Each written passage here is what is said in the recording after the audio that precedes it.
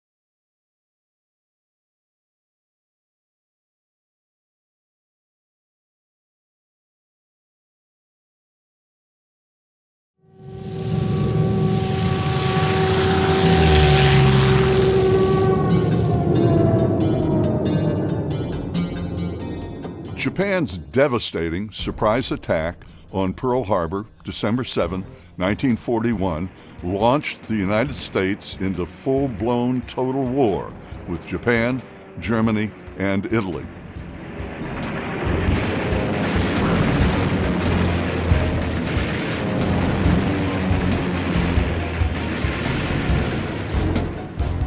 Our civilian economy was transformed from civilian to wartime production, it seemed, overnight.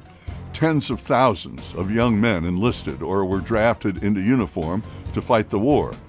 This left millions of jobs unfilled, and women came to factories all across industry to make guns, planes, ships, trucks, ammunition, and every other conceivable product to win the war.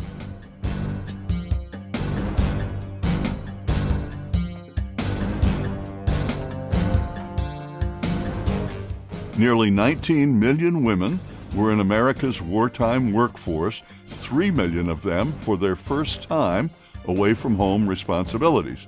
Norman Rockwell's Saturday Evening Post cover featuring Rosie the Riveter was plastered all over the country, honoring women in America's fight. On the street, in the home, in a crowd or alone, shout wherever you may be. I am an American. I'm proud of my liberty. And we needed pilots for combat, tens of thousands of them. All of those would be young men, so female pilots jumped in to fill that void. In September 1942, two women's pilot organizations formed separately, the WFTD, Women's Flying Training Detachment, and the WASPs, Women's Auxiliary Ferrying Squadron. Well, in August 1943, those two were merged to create the WASP organization, Women's Air Force Service Pilots. General Hap Arnold, Chief of the Air Corps, selected the great female aviator Jackie Cochran to head up the WASPs. 25,000 women applied, 1,074 were accepted. All of them had prior flying experience and pilot's licenses. WASPs flew over 60 million air miles in every type of military aircraft. Our country is in their debt, and today we honor these great patriot aviators.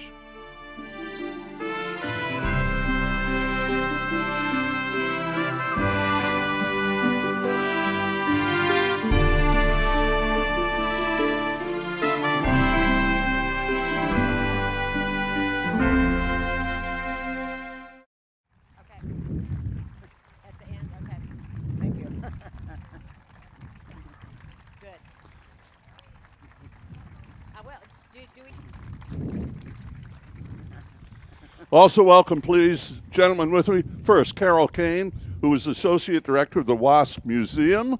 Carol, if you would. Thank you. And Terry Baker, who's Director of the American Heritage Foundation. Terry. And good morning, everybody. Start us off. It's so great to have you with us. Well, I'm honored to be here. Well, Jane, when do you recall as a kid or whenever it was, you first got interested in flying? What was it that triggered this interest in flying?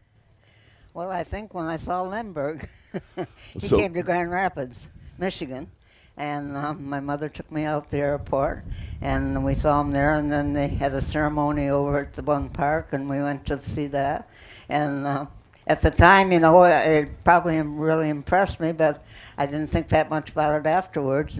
And then Wrong Way Corrigan came, and we saw him. Now, explain for those who don't remember or know about Wrong Way Corrigan. Yeah. Tell about him. Well, he, I think he was going to try duplicate Lindbergh's flight, but he ended up on the West Coast instead of over in England. So, but he was probably.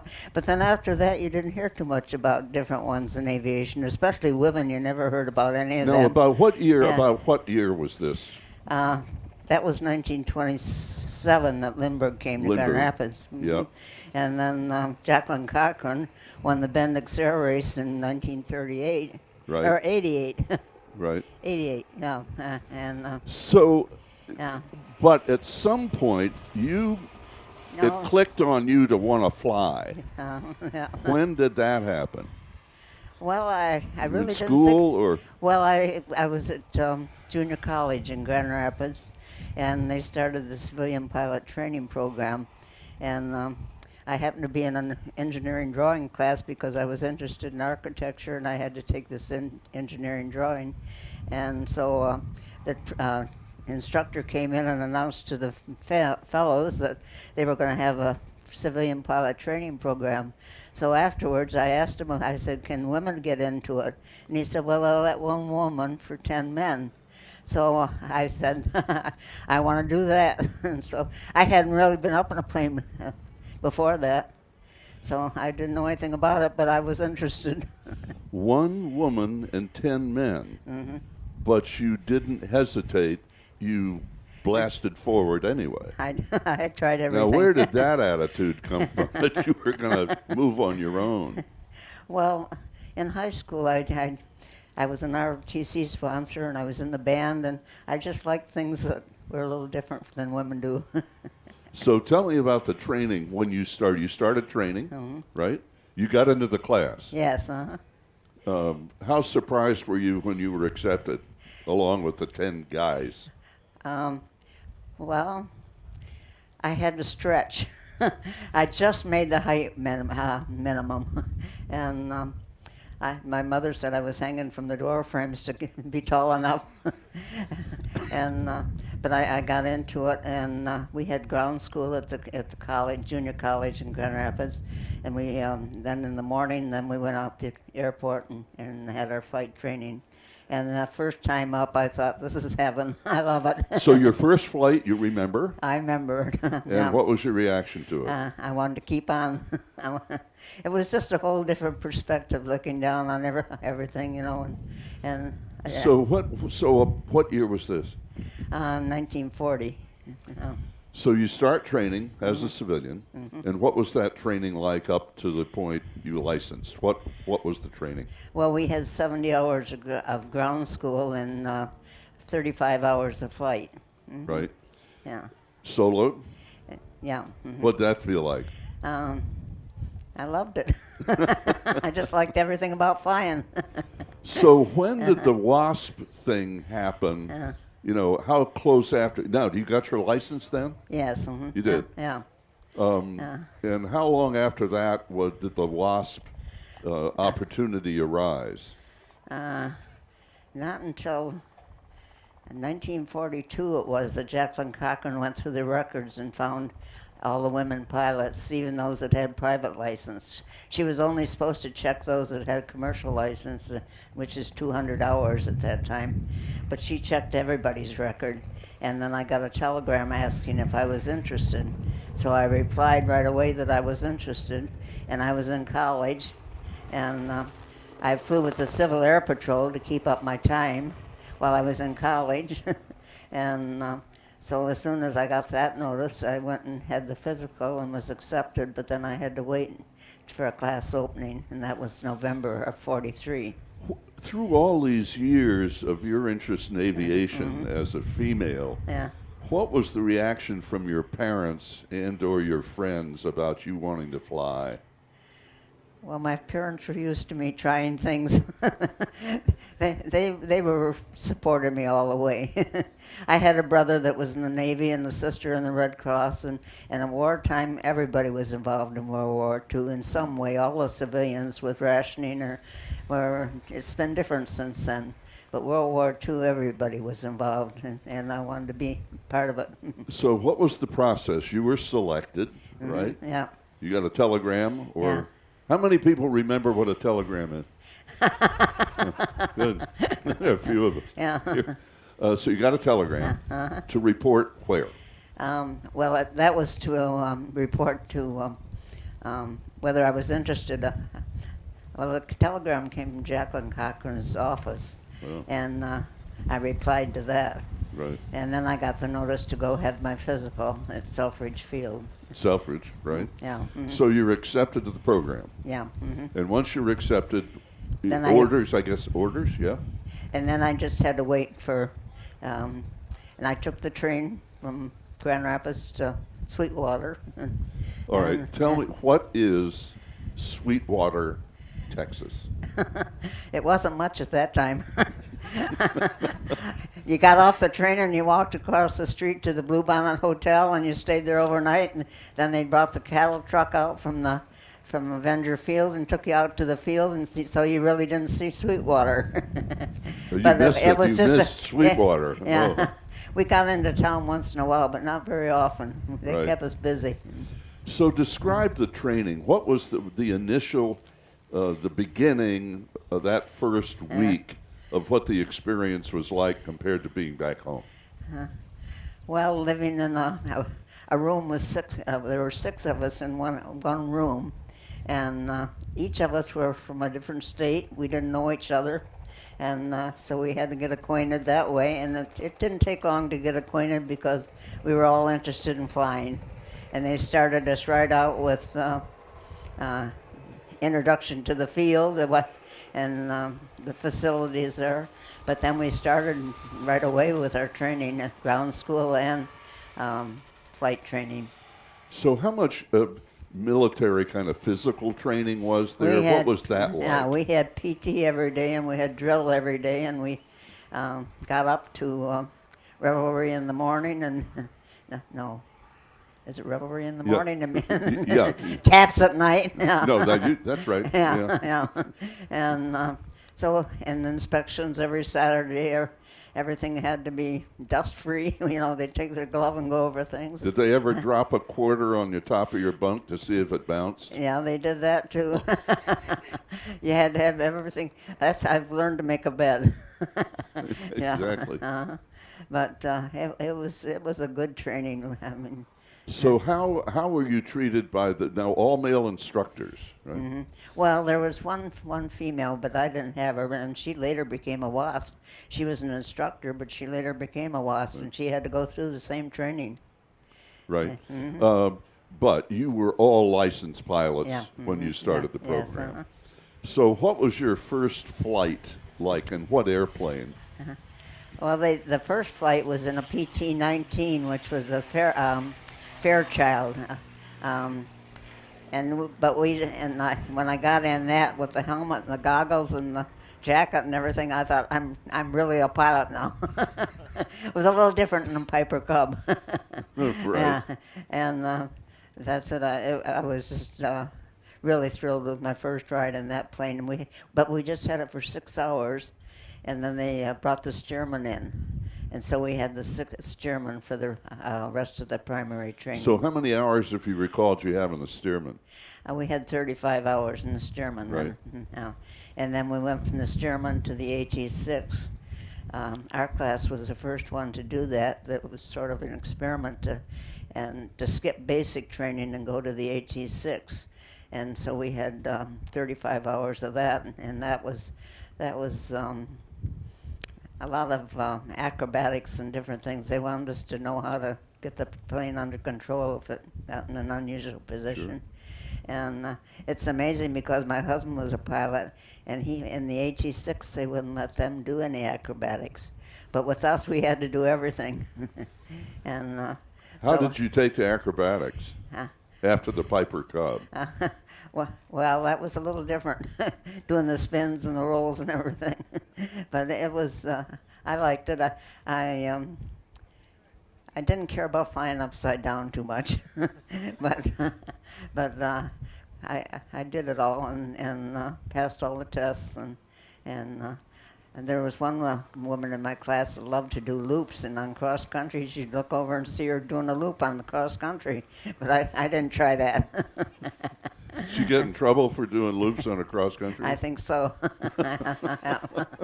When did this airplane enter your flying life? Well, after we went to the AT6, then we came back to this plane, and we had our instrument training in it. We had the solo in it first, and then we had training in the link trainer, which is a mobile trainer in a room where you have a hood over you, so you get to rely on the instruments and not your feelings, because it's very easy to feel like you're upside down, but you're still right side up. Get disoriented. Yeah, vertigo. And so we had a lot of link training, and then we flew this under the hood. We had a hood over us, but we had another pilot with us, and that's why we had to train to fly the plane, so that when we were the pilot and the other person was under the hood, we could take control if they had any problems. So when somebody was under the hood, in the front seat of the airplane, were instructors, or they were other students like you? We were in the front seat. You were in the front seat as well. Yeah, and they were in the back. So at what point you mentioned cross countries? Yeah. When did you start doing that? Well, we did some in every phase. We did cross countries in the instrument phase. At that time, there were just beams that you flew, and you had beams across the country for the airlines, and it had a Morse code signal. We had to take Morse code class too, and we maybe wait just a second. No. Yeah, we had taken Morse code, so when we were flying cross country on instruments and flying the beam, one side was an N and the other side an A, so you knew which side of the beam you were on. And you had a navigation map, and you were to get to your destination. You flew the beam, got a radio signal. Yeah. So when did you complete training? Did you get new wings, or what was the ceremony? Well, we had a graduation ceremony, right? And Jacqueline Cochran came and presented our wings. General Arnold came to some of the graduations, and it was. All the classes marched in formation, and it was a nice ceremony. Yeah. All in all, how did the men instructors treat you all? Some of them were a little rough, but the ones I had were very nice. So after graduation ceremonies, then you're on duty. Yeah. Flying. What did you do? What kind of assignments did you have? Well, I flew home for a week, and then I had to go to Seymour, Indiana. And it was an advanced twin engine school, and I went there to get checked out in multi-engine so that I could go to B-26s for tow target. And while I was at Freeman Field, I worked out of the engineering hangar, and any engine change or any mechanical change on the plane, I took it up for test flights. And so, yeah. Well, that's what this place is all about, is airplanes. Yeah, they sound good. So you were test flying, Uh-huh. and for how many months did you actually do this after graduation, fly assignments, and what were they?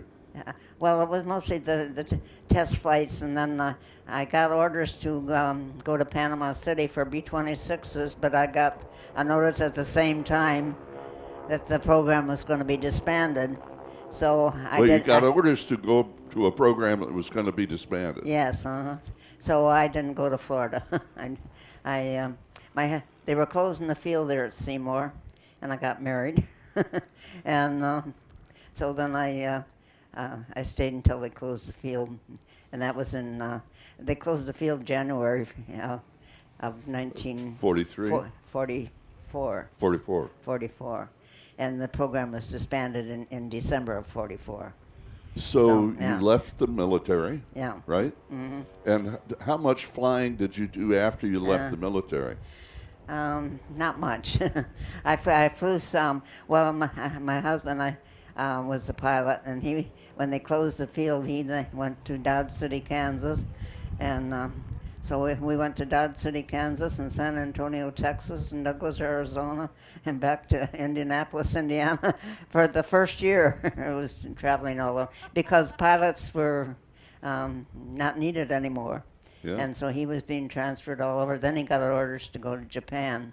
And so when he was in Japan, I still kept flying. I went back home and kept flying. But then after he came back, we settled down, had a So family. what did you instruct? What did you do when you went back to Michigan? Instruct or?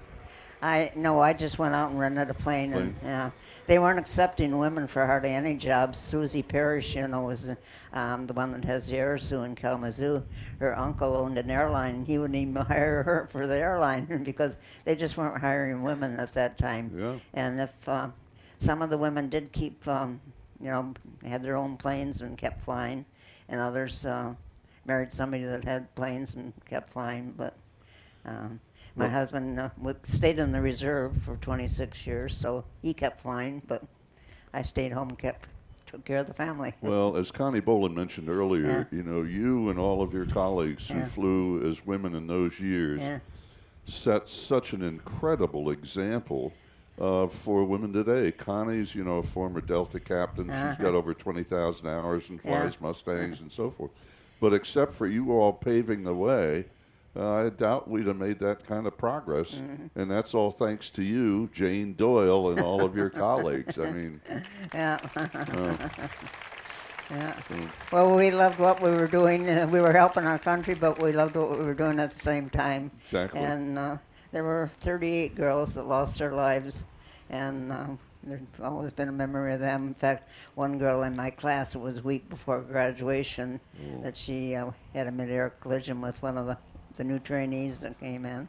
And so it was quite an experience. So, Carol, you work with these women all the time, at the museum. Tell me about the museum.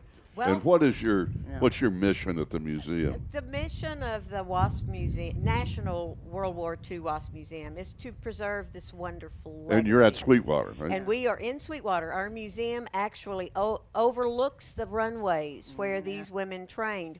There is very little left of the original Avenger Field. Like most training bases, they were constructed as temporary bases. They weren't meant to last forever. And the building that our museum is housed in was built in 1929. It was the original Sweetwater Municipal Airport. And then in the late 1930s and 40s, Avenger Field was built to train British pilots and Canadian volunteers under Roosevelt's Lend-Lease program. Then the WASP came into inception, and their program started. The first 4 classes started in Houston at Houston Municipal Terminal, which is now the site of Hobby Airport. And because of congestion and weather, the training facility moved to Sweetwater, and those British and Canadian trainees were moved to Terrell. So West Texas was a hotbed of military training bases in World War II. There was nothing to run into. There we had no mountains, no trees, so you could just pretty much fly. And they say if you learn to play golf in West Texas and you learn to fly in West Texas, you can play golf and fly anywhere in the world. So the women were there until the program closed in 44. But our mission is to preserve the legacy that these women, to their story, they were not deterred. They came from all different backgrounds. They were all different ages. They ranged in age from 18 to 35. But as diverse as this population of women in the WASP program was, they had two things in common. They loved to fly and they loved their country.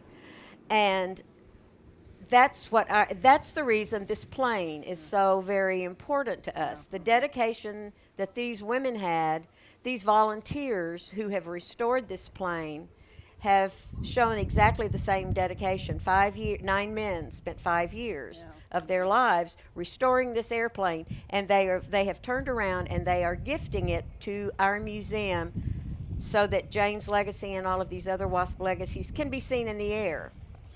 What opportunities do you have to tell this story beyond, for instance, this morning here at Oshkosh? Well, I'm so lucky because I'm in the museum 5, sometimes 6 days a week. So I get to tell Jane's story almost every single day. Plus, I travel all over the United States, and I do, for groups or for events like this. And in the last 5 years, Jane, the interest in the WASP has grown exponentially. I mean, people, and I think it's because people my age are looking back thinking, oh my gosh, I wish that I had asked Aunt Jane what she did when she was my age. And we're beginning to remember, don't you think, Terry, we're beginning to remember where we are all of a sudden aware that we need to document these stories before we don't have access to them.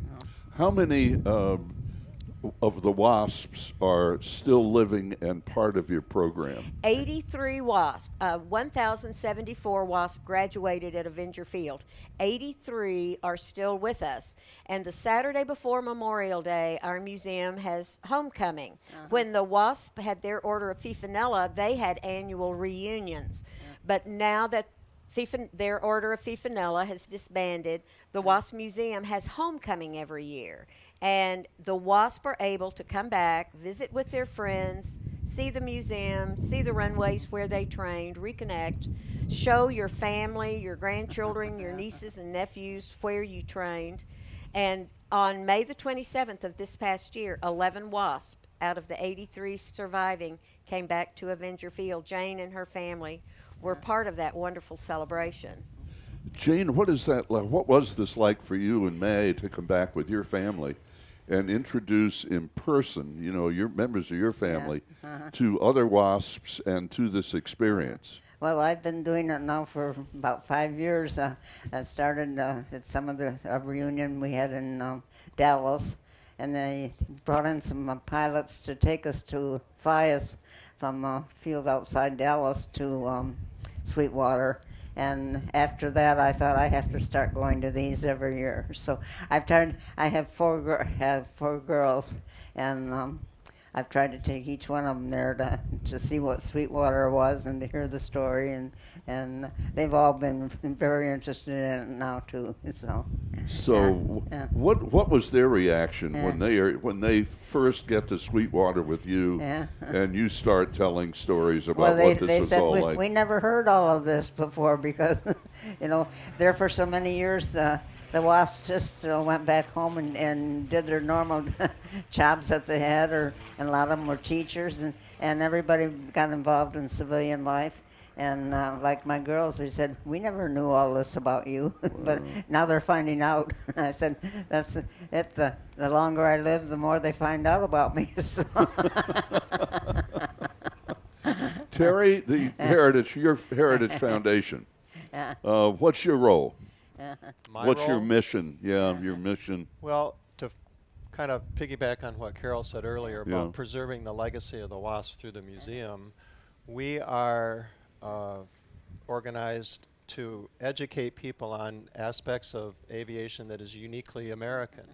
And the WASP program is truly an American experience that needs to be preserved, honored, and to spread the word. The more people that know what these amazing women did for our country, the better.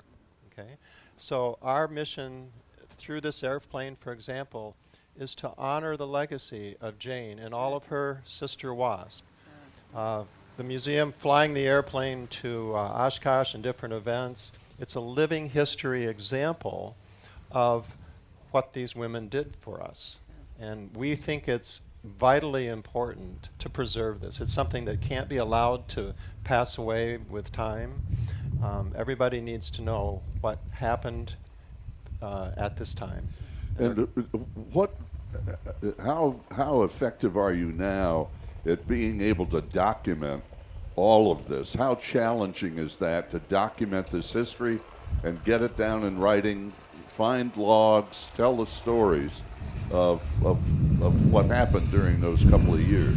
Well, the WASP program in particular was close to home for us because in Minnesota, where I'm from, we had a WASP, Betty Strophus, who everybody knows, and she's been here many times. And she was our inspiration. So we learned a lot about the WASP program directly through Betty Strophus. And two of our principals in the foundation had visited the WASP Museum and noticed that they didn't have any airplanes of their own that the women flew during the war. So we decided that we wanted to take on a project of restoring a BT-13 because we had extensive experience in that airplane before. But we wanted to provide the museum with an airplane that could be a tangible example of the WASP program. So we think we've done a fairly decent job, and we put a lot of effort into the restoration to with a sense of pride and quality workmanship, because we're representing these women. We wanted this to be a shining example of them. So it was a labor of love for our group, and it's all volunteers. Everybody just pitches in and does their best on behalf of the WASP. So right. we're very happy. Well, the lead of the restorer team, Ingmar, would you raise your hand, please? Ingmar Holm. Can we get a microphone over to Ingmar? Yeah. Oh, you got it. Oh, you're ahead of the game. Ingmar, tell us about the process of this. How complicated was the process of getting the people and making this happen? Well, I had worked on VTs before, so I had a knowledge of how they go together, but we found a BT on the field that was really in bad shape. So it took a lot of work to get this thing to the condition we wanted in. How did you come to become a restorer? What's your background that allows you to do this? Well, I guess as a kid I always wanted to fly. I started flying with the Luscombe right out of high school, and right along I've been working on different airplanes. And I got into a group, we were working on old warbirds, the BT-13 and Harvard and a few other airplanes. So it's been a labor of love, I guess, all along for me. And we got this group together, and we just went to work on it. What was the team you got together? Where do you find these people? Well, I don't know. We were working on a glider before, a CG-4 glider, and people came out to look at that, and we told them we need some help. And we got quite a few people that wanted to volunteer. We got some really nice people that have spent all this time, finished the glider, and then we started on this project. This was a major project to get it done. And where was this geographically? Where were you doing this? This is at the Anoka County Airport, which is just north of Minneapolis. So not far from here. No, about and 2 hours away. How long did it take you? 5 years. My gosh. And what's the reaction from all of your colleagues when you finish this airplane, what does it mean to all of you to see this plane the way it is now? And you made it this way. So. Well, yes, we all made it this way. Yes, all of our group are really excited to see it flying. That was the ultimate, to see it go. And yes, we still have the group, and we still want to continue on something else. We are not done. Terry, do you have another project in mind for these? We do. We've actually already started on a PT-19, which Jane mentioned that she flew. So that's in the progress, and we just never know. We're open to opportunities, and if something kind of lights a fire within us, we'll pursue it. One other thing I wanted to add, what Ingemar said, our group of volunteers, we estimate that collectively over our group, over the 5-year period, they contributed over 20,000 hours of volunteer time to bring this about. And it has been a labor of love. You know, everybody just believes in the mission and what we wanted to do for the WASP, and whatever needed to be done, how dirty, it didn't matter. Everybody just pitched in, and we have the best group of guys you can possibly imagine to work with. It's just an honor to work with them. So now that you have this airplane, Carol and Terry, to what extent does this expand on the opportunities you have to continue your mission and get the word out to more people about this WASP experience? Well, our museum has a Stearman PT-17, we have a PT-19, and this will be our third of the 5 trainers that there were different models of each of these aircraft at Avenger Field, but those 3 plus an AT-6, and we have the skeleton of a body that's capable of being restored of a UC-78. So eventually, we want to have all 5 of these different airplanes in our museum that are airworthy, so that we can, our museum pilot is also on our board of directors, and he's made it possible for our aircraft to be able to move about the country, so people are able to see them. And you know, it's one thing to look at a photograph of an airplane, but it's another to hear the sound, to see it, to see what you have to go through even to crawl into the cockpit. These women had parachutes, they were crawling up the wing. I mean, they didn't have a step ladder or an escalator. I mean, to see what it took and for these Jane, women. who had to hang from a bar Exactly, to get tall enough. Exactly. So when you see people actually interacting in these aircraft, it gives you such a different perspective on what you went through when you were flying in service to our country, and you did it every day, except 3 or 4 times a day. At that time, but now it's a little problem. to get up. You don't jump up on the wing anymore? No. They put a little ladder, and I climb up, and then they push me in. You know, that brings up a point. That you had a ride recently, right? Yes, In the airplane. Describe that experience. What was it like? Well, once I got in, it was fine. But I had a little problem getting in. So how was the flight? It was wonderful. Yeah. We flew all over around Sweetwater, and I was so amazed because at the time when I was at Sweetwater, there were none of these windmills, and it was just bare country, where now it's so much is built up around there, and to see the landscape from a different view, and instead of just watching my instruments and landing and that, you know, it was entirely different. You know. Did you fly? I flew just a little bit. I couldn't reach the pedals too well.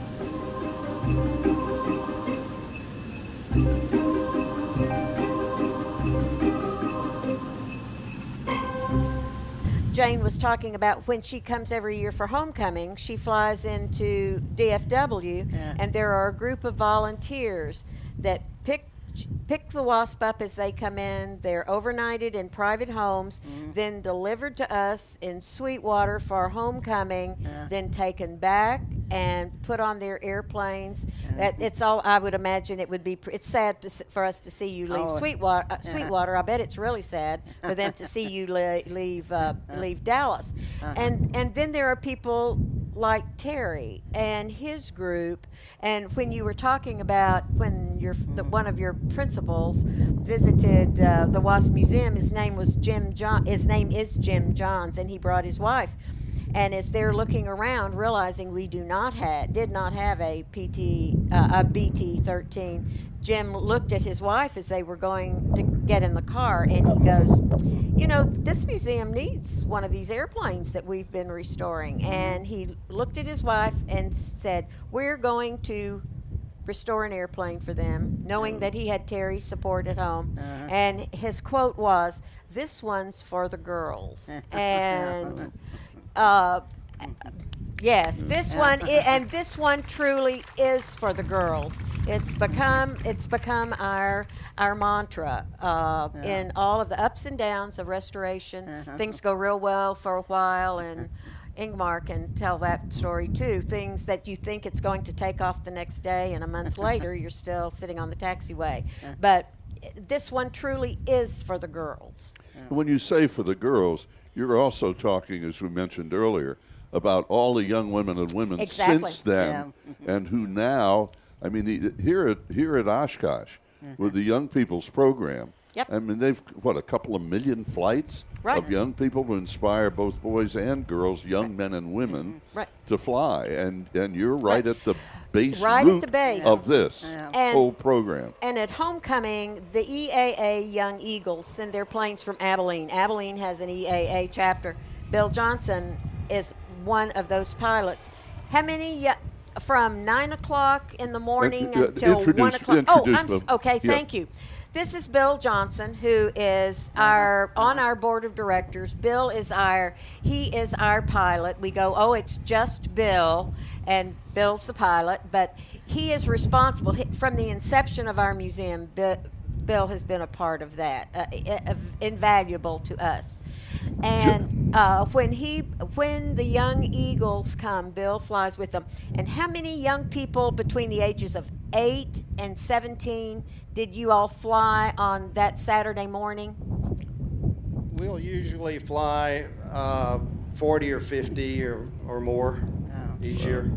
And in our area that's agricultural, mainly agricultural and rural, these pilots bringing these planes are usually the first time these kids have ever been in an airplane. Right. And they probably won't have the opportunity of being in an airplane again for a long, long time. Unless, they unless get their the bug parents. bites, exactly. And the parent will step up. And that's the reason this plane is so important. I mean, it generates interest not only in the children, but it generates interest in the parents. Sure. Bill, how fulfilling experience is this for you? It's really a tremendous experience, and I so look forward to flying this airplane in Sweetwater. As you can see, it's just a beautiful example, and Terry and Ingmar and their group have done a fabulous job, and the museum is going to be so very proud of it, and I'm going to be honored to fly it, and I hope we fly it a lot. Good. Well, welcome to Oshkosh. What we're going to do now is, if everybody would stay in the grandstands, we've got microphones for you all to ask questions, and Ingmar and Bill and the team are going to be here with Jane around the airplane to answer your questions about the BT-13 in just a moment. Jane, thank you. It's an honor meeting you. You're awesome. May I introduce one more person? Yes, an integral part of our museum is our new director, Ann Hobing, and Ann has been in our museum for the last 3 months. So Ann, I think there's a microphone if you wanted to just say hello.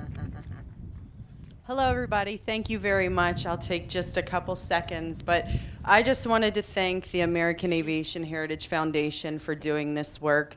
Like Carol said, I've only been with the museum just over 3 months, so being here is really wonderful. It's been fabulous to have all the support of volunteers and the generosity of donors, and have wonderful people who are really inspired, like I am, by Jane and the Wasps. So thank you very much for being here today, and thanks to Terry and Ingmar and their team. And ladies and gentlemen, again, thank you to you, Jane, Carol, Terry, everybody. And feel free to ask questions. Ingmar, join us up here if you would. Bill, join us up here around the airplane if you would. This is the man right here. Knows every inch of this airplane. So feel free to ask questions, and the mics are out there. Nice to meet you. Ladies and gentlemen, Connie Bolin again. Ingmar, I want to ask you, this BT-13 is a special airplane. I've only flown a BT-13 once. You fly a T-6 as well. Let's start by telling us the transition between this airplane and the T-6 and how they use this in training. Well, the BT was the first warbird that I ever flew, and that was pretty exciting. Then I got into the AT-6, which was also exciting, and also I get involved the air shows with the Japanese Kate. They made that for the Tora Tora movie, which was actually a T-6 and a BT-13 put together, and I flew that a lot of air shows. That was exciting. Well, Jane, let's go back to you. You flew the BT and the T-6. Is that is correct? Did you have a preference? Well, the one you were in. I like the AG6. It was a little quieter and it was a little easier to get into too, and I liked the retractable landing gear. And they were both nice airplanes, but as I say, we flew this one mostly for instruments, so I didn't have quite as much experience just like cross country and that by myself in it as I did in the 6. So. Yeah. Well, I'm kind of partial to the 6, so you won't offend me by saying that is great. So, Ingmar, you thought the restoration team thought this airplane would be ready to do this last year, and tell us about some of the struggles that you mentioned earlier, that you think it's ready to fly and then the next day there's something else that comes up. Tell us a few of your challenges with this airplane. Okay, well, the first was the airplane when we first got it. It would really look like a pile of junk. So that was the challenge. We had to strip it all down to the basic airframe and start from there. Get that cleaned up, get the tubular part of the airplane bead blasted and cleaned up so we could start painting it and start getting all the other parts. And just getting all the parts together it's a challenge, you know. We have to see if we got the right parts, and the BT also came in different production, used some different parts, so they were not all the same. So we had a challenge to find the right parts to fit on that particular fuselage. So it was not a real smooth operation. It took quite a while to do this. The engine, this is a Pratt & Whitney? Yes, the engine is a Pratt & Whitney. What other aircraft have this type of engine? Is it readily available? Well, the 450 Pratt & Whitney is in all the Beechcraft twin-engine air. So that the engines are available there. And of course, there's a lot of them in the BTs. You know, the years of making BTs, not too many of them flying. So there are a number of the engines around. Of course, the Stearmans used them in their operation for spraying and dusting in the Stearman. So that's there's a lot of them around. Covington does a nice job of working on them. You want to step up here, Bill, and tell us about your anticipation of flying the BT-13. Have you flown this airplane yet? No, I don't have any BT time. In fact, I've got a few hundred hours in primary trainers, and I'm looking forward to graduating up to a basic trainer. Oh, cool. Well, Yeah. just like the ladies did then, right? Right. Jane, you want to give him any pointers? What? In flying what? Transitioning from basic into the BT-13. Yeah. Well, I don't really remember that much about it. I know that's it. We didn't know a lot of things in the AG6, but then coming back to this, we had that link trainer for quite a while, and then we got into the BT-13 and flying, and then we always had someone with us when we were flying because we were under the hood. So I didn't have that much experience with really flying the plane, except that as a co-pilot, while the other one was under the hood, I was able to fly it. So. Was this a pretty stable airplane in the instrument environment? It was an easy plane to fly. Right. And I liked flying it, but I still like the 86. It was faster. Yeah, the T6 was a lot faster. You could pull that gear well, up. and see, we called it the vibrator, too. It makes a lot of noise. I can tell those engines still when I hear them.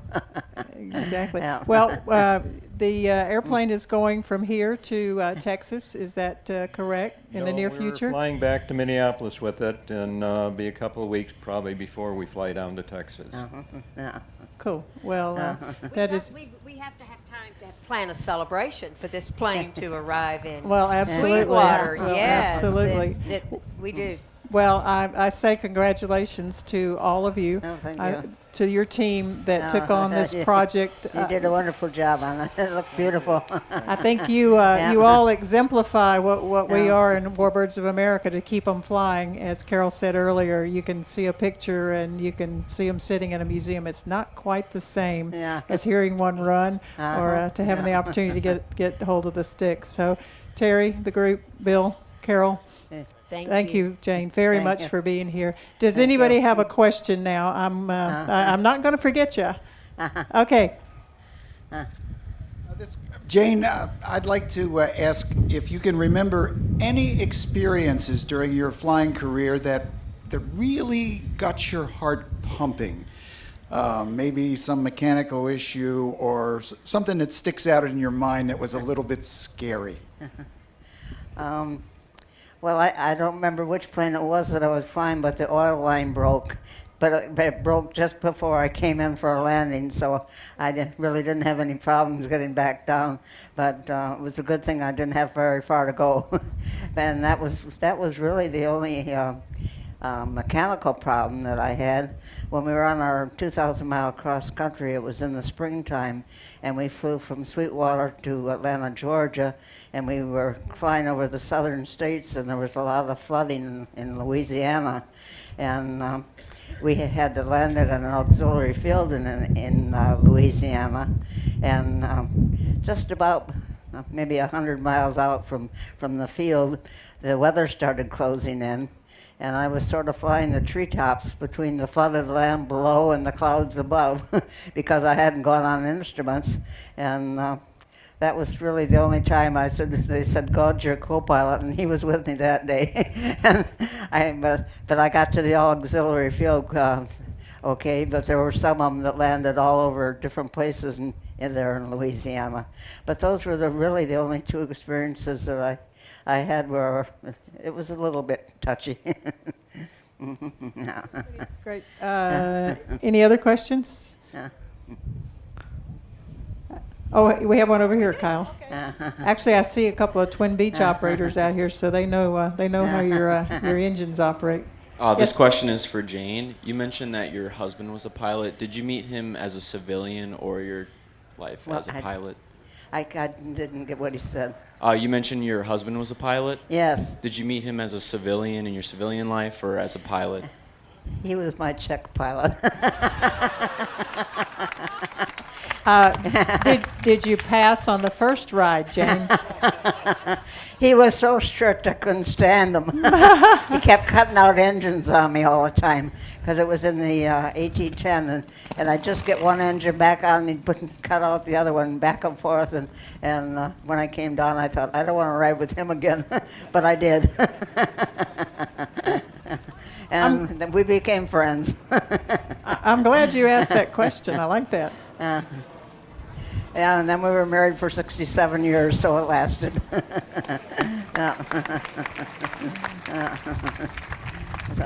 Yes, sir, we have one more question here.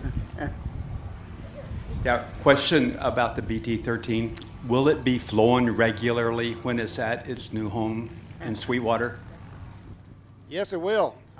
It won't be on any strict schedule, but I would hope that we'll fly it weekly or at least 2 or 3 times a month.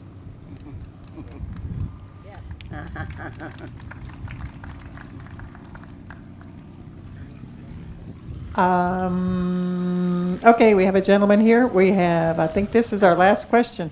Here we go. Where is he? Run, Kyle. Thank you. Yes, I have a question for Jane. You said your husband was stationed in Japan. Yes. Did you go to Japan? Did you live there? And if so, what was your impression of post-war Japan? I didn't get to Japan. He was sent there just at the close of the war, and he was sent over there as a finance officer. But when he got to the base, the colonel wanted to see him, and he said, "I see you're from Wisconsin." And he said, "Cuba City." And the colonel that was the commander of the field was from the same area, and he says, "But how'd you get to be a finance officer? You like to fly, don't you?" And he said, "I sure do." So then he flew from then on. He did reconnaissance flights after the war in Japan, and because he had been an instructor during the war, he didn't have previous overseas time. So I'd just get to the top of the list to go over there, and new people would come in that had previous overseas time. So I never did get to Japan. Thank you. Yeah. Well, I'd like to thank all of you for being a part of the Warbirds in Review. This has been terrific, and referencing the young people and bringing them in.